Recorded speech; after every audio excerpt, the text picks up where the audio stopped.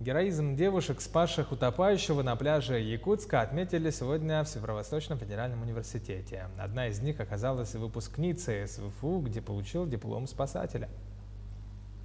Конечно, это уникальный случай, да, и для нас очень важно то, что наши девушки спасли человека, потому что это помощь ближнему, ну, ничто не оценит вот человеческую жизнь, да. И мы очень рады то, что наши студентки, наши девушки проходили мимо, да, и откликнулись на крики, и быстро, даже не думая, побежали вытаскивать этого молодого человека. Напомним, инцидент произошел накануне на пляже 202-го микрорайона. Героини истории Даяна и Валерия Поповы прогуливались по берегу. В какой-то момент услышали крики о помощи. Они незамедлительно кинулись спасать мужчину. В это время на поверхности воды была видна только макушка и головы мужчины. Подхватив утопающего, девушка поплыла к берегу. На подходе к суше силы начали ее покидать.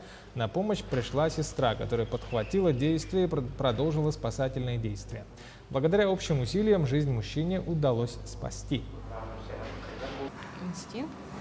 Потом, ну да, я головой думала, типа, он барахтался, и плыву, думаю, а как его вытаскивать, он барахтается. И в это время он под воду начал ходить, сознание потерял. Я горжусь, что моя сестра герой.